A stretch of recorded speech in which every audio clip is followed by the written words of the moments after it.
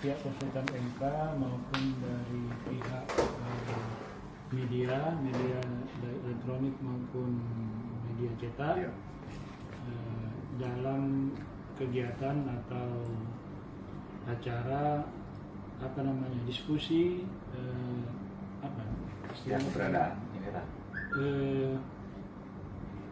diskusi dan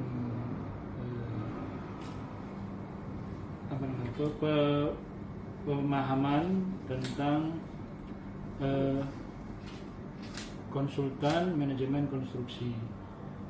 Hal ini kita lakukan untuk lebih memberikan pemahaman kepada pihak-pihak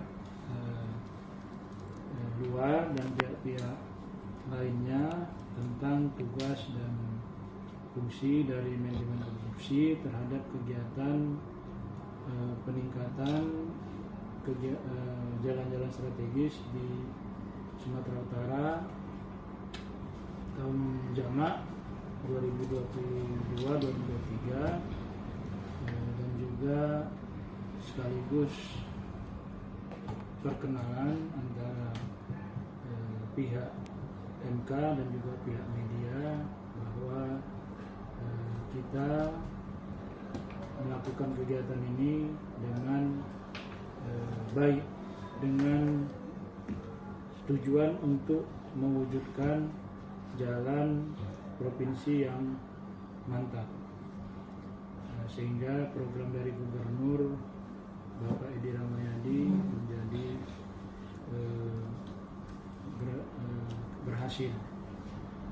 Jadi tertib acaranya ya, dalam santai saja Pak Ali, Pak Dharma, dan kita beri sesi Pak Ali baik maupun Pak Dharma memberikan penjelasan. Nah, kemudian kita diskusi, kemudian ya dengan penuh semangat dan kesederhanaan. Artinya ini bukan hal yang harus menjadi hal yang serius, tapi kita buat serius tapi juga santai gitu ya. Sebagai pengantar mungkin bisa saya sampaikan ke pihak media bahwa kegiatan lebih memberikan pemahaman kepada pihak-pihak luar dan pihak-pihak lainnya tentang tugas dan fungsi dari manajemen konstruksi terhadap kegiatan peningkatan jalan-jalan strategis di Sumatera Utara tahun jamak 2022-2023 dan juga sekaligus perkenalan antara pihak MK dan juga pihak media bahwa kita melakukan kegiatan ini dengan baik, dengan tujuan untuk mewujudkan jalan provinsi yang mantap, sehingga program dari Gubernur Bapak Edi Rahmayadi menjadi berhasil. Jadi tertib acaranya ya, dalam santai saja Pak Ali, Pak Dharma, dan kita beri sesi Pak Ali baik maupun Pak Dharma memberikan penjelasan. Nah, kemudian kita diskusi, kemudian ya dengan penuh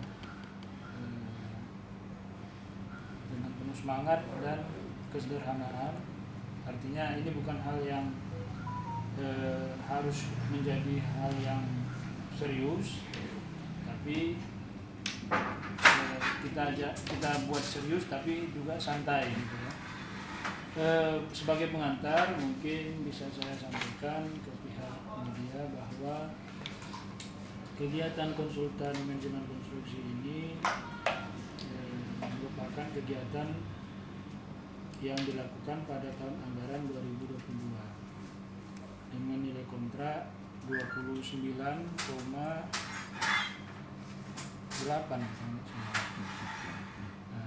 miliar sampai tahun 2023.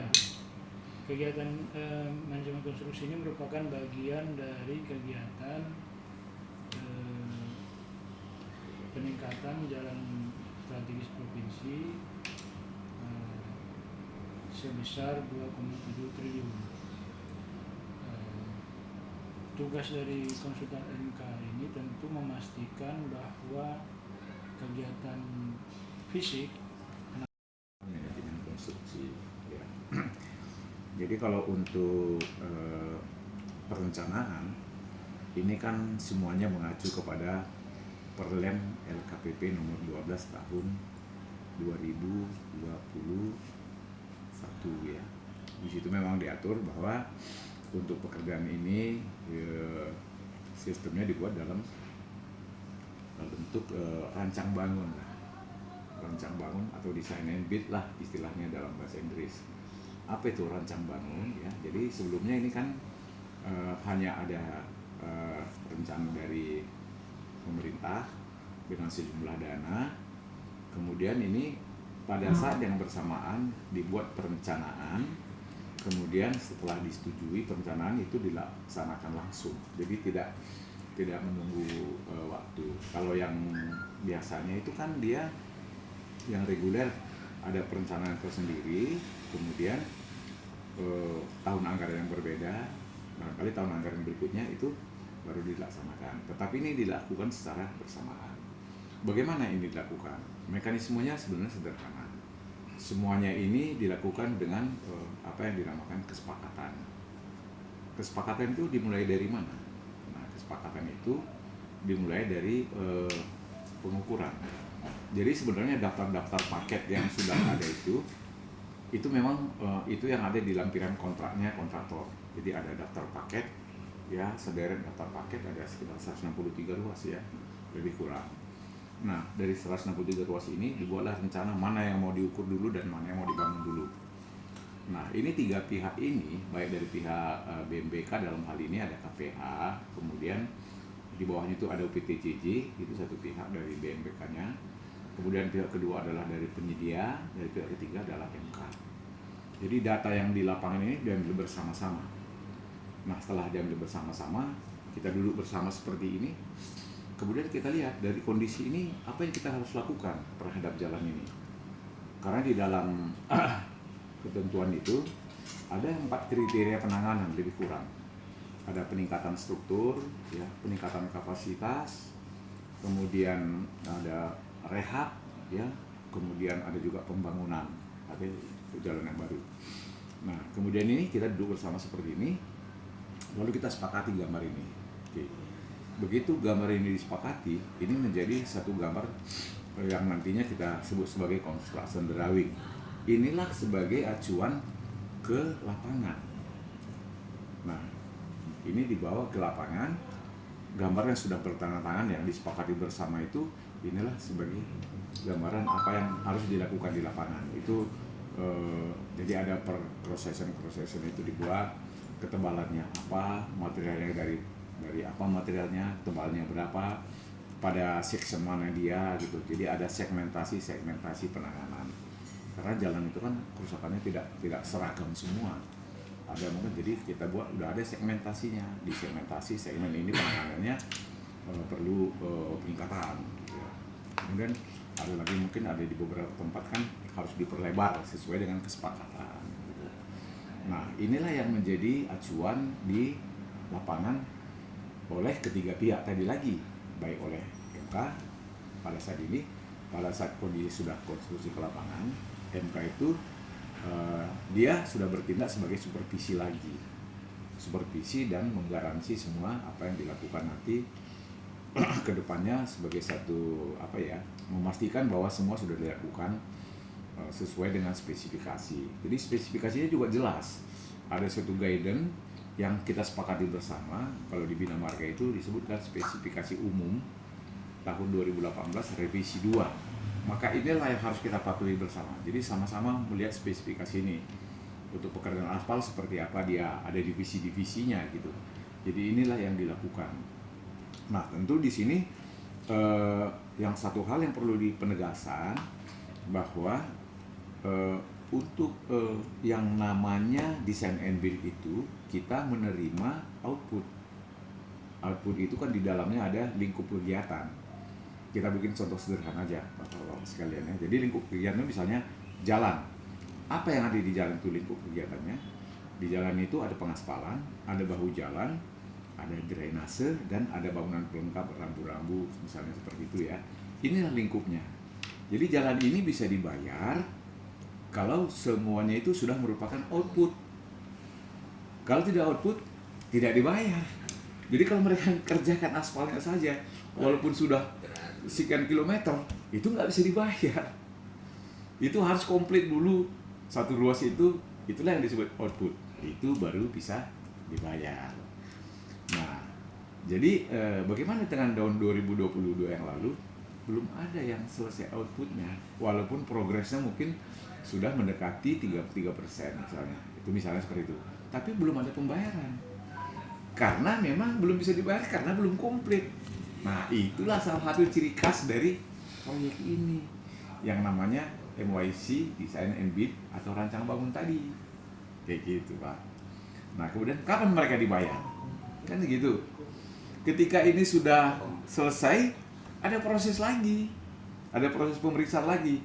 Siapa yang terlibat di situ, di pembayaran itu? Nah, ada terlibat di situ BPKP, konsultan MK-nya sendiri, kemudian pihak-pihak lain yang dituju oleh Bina Marga, atau memang ya mungkin di situ juga BPKP juga. Kalau semua pihak ini sudah bertantangan menyatakan ini, baru boleh mereka kita bayar. Dan bayarnya tidak bisa, wah jalan ini selesai, ini kita bayar dulu, enggak. Kan mereka ada target, Pak. Jadi pada saat tahun yang lalu, Pak, telah dilaksanakan pekerjaan tapi belum dibayar. Iya.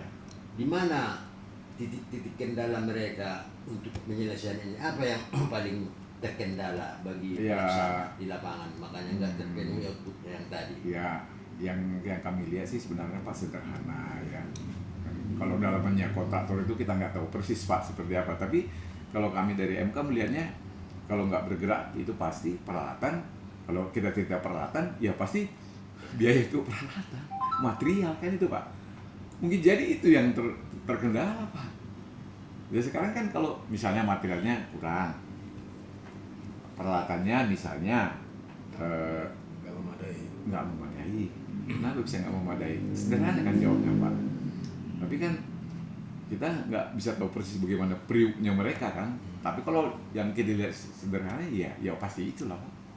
Ya pasti itulah kan, seperti itu. Dan ya kita ini fakta aja. Ya kan Pak Sigitonga bisa lihat kalau ada duit apa yang nggak bisa duit. Iya kan Pak, ada duitnya. Jadi gitu. Kalau melanjutkannya ke tahap berikutnya bagaimana pula? Ya, yang mereka harus siap untuk itu Pak Sigitonga. Makanya kita selalu dari sisi MK kita push mereka, bahkan kita beritahu Anda harus keluar sekian, ini harus diselesaikan sekian, 1 bulan itu harus selesai sekian paket gitu. Nah, itu kembali ke masalah karena agak sulit perusahaan sekarang ini cash flow-nya ini yang susahnya kan. Wah, Bapak ngerti ternyata cash flow gitu kan. Nah, ya jadi gini Pak, kita lanjutkan ya. Itu nanti kita diskusi lagi. Inilah yang menjadi backup data daripada sertifikat pembayaran mereka. Nah, gitu. Nah, kira-kira itulah gambaran dari tugas. Nah, ini kan kalau sudah output, kontraktor dibayar. Nah, sekarang pertanyaan kedua yang tadi, kapan dibayar MK? Nah, MK dengan kontraktor itu Pak beda cara bayarnya. Kalau dari MK itu dia sistem Menman bulanan. Kenapa? Itu diatur di dalam kontrak MK. Kontrak itu ada khusus untuk itu ada yang namanya syarat-syarat khusus kontrak. Itu bagian dari kontrak ya kan Pak. Di situ disebutkan di poin berapa? Poin 62 kalau nggak salah Pak. Ya.